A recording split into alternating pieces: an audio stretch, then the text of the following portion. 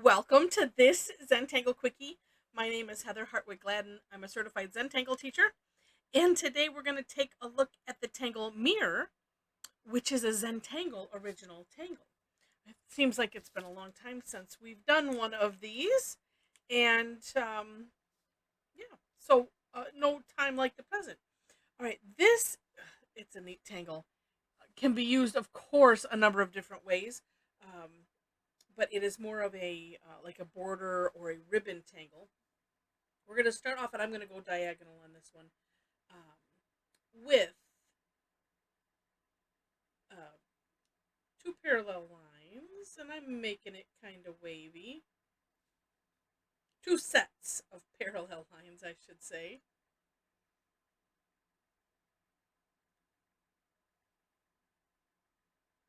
All right. Then down the center, a bigger wavy line,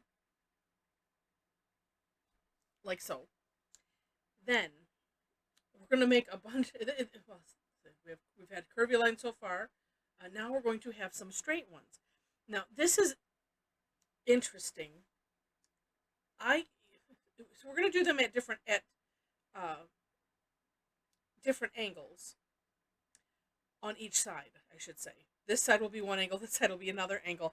And I kept trying to make them like I'd start in the middle, and I was trying to make them even, and I kept bending them. And then I realized,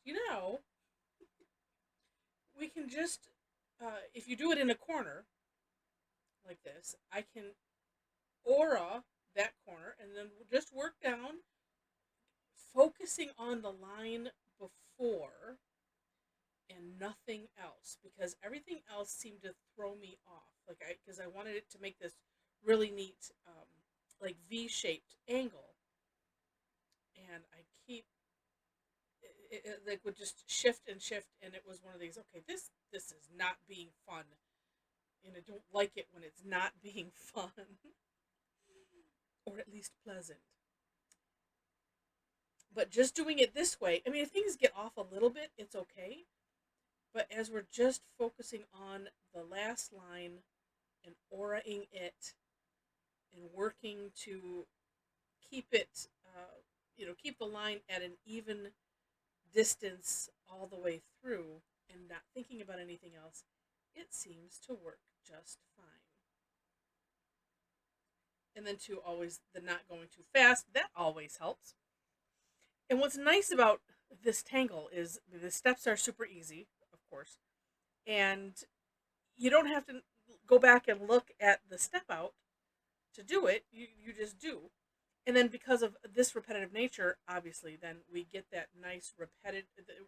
The repetitive nature gives us, excuse me, the meditative benefits, which is always nice. Okay, so on this side, same thing. I'm going to aura that this edge.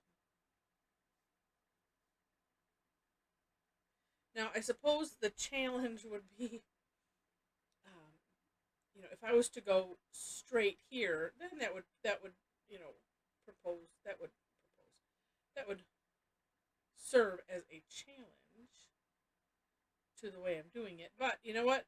This is good. It works, and you don't have to worry about lining up these ends or anything. Just focusing on auraing that line.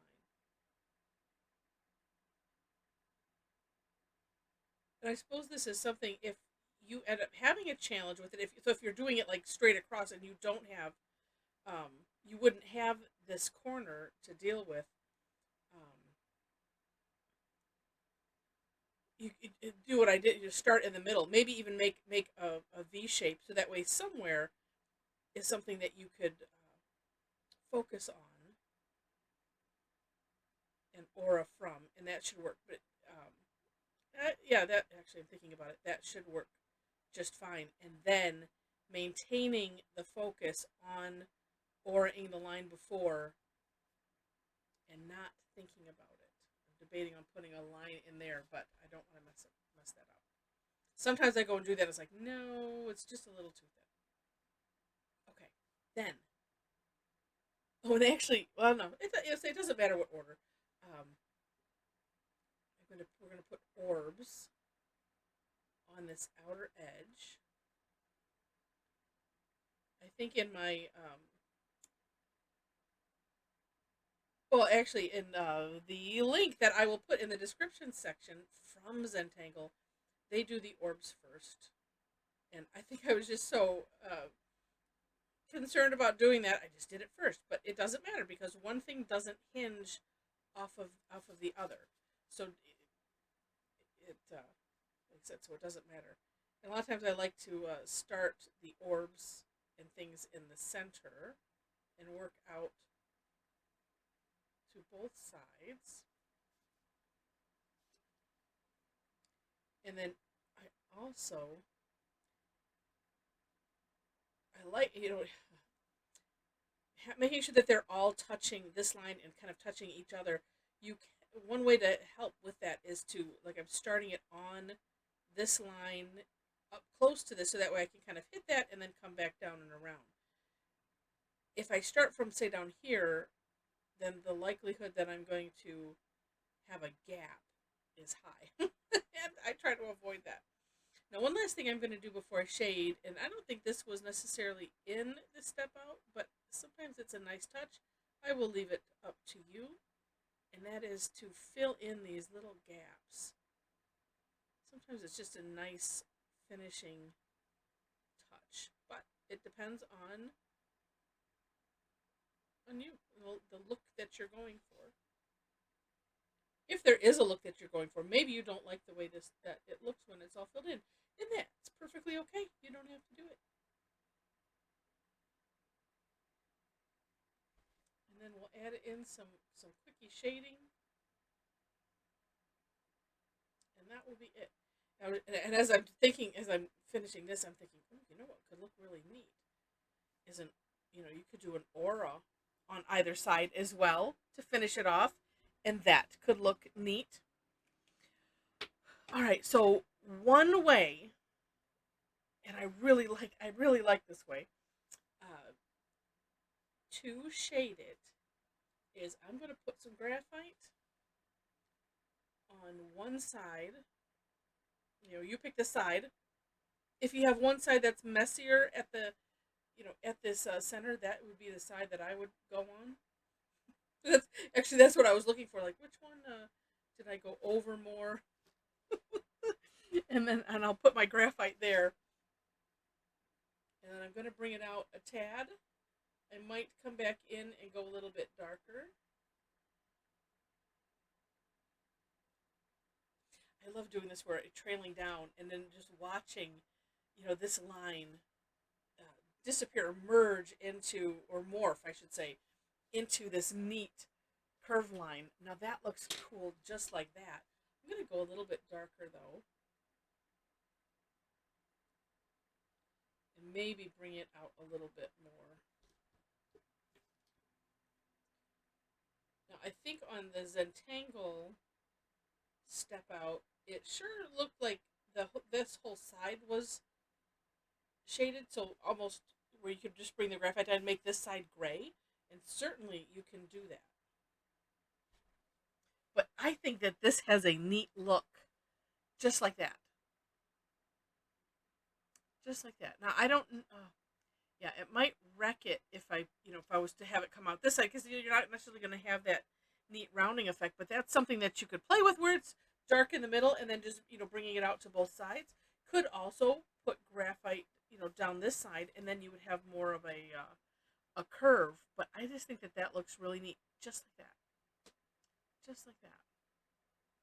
Super cool. All right. So if you enjoyed the video, and I hope you did, would love to have a thumbs up or a like.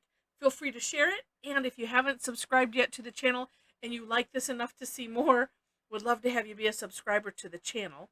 I mentioned the description section for the step outs, so you will find those there.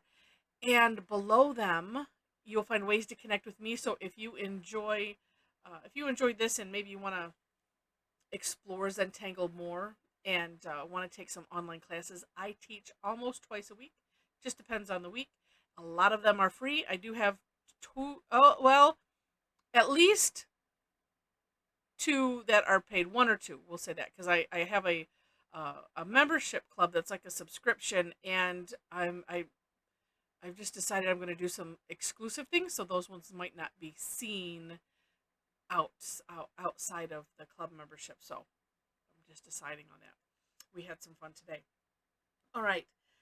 Oh, you could also do a little. Let's do a little shading in those orbs. I'm just putting a little graph. What's left on the tortilla on the bottom, because it was just screaming at me to do something. You can't really see it that well. So anyway, feel free to check out information on my website. We have a great um, uh, Tangle community that on Facebook, and would love to have you join us there if you happen to be on Facebook. Lots of great people, lots of great tangling. Yeah, it just adds a smidge of something. I think I need to dim a little bit. Yeah, sometimes the light doesn't show it. A little bit, a little bit. So anyway, I sidetrack myself. I do it all the time. Anyway, would love to have you join us online, and because you can't have too many Tangle friends, and we're always looking to expand the number of friends that tangle. So again, would love to have you. And with that, thanks so much for watching, and I wish you happy tangling.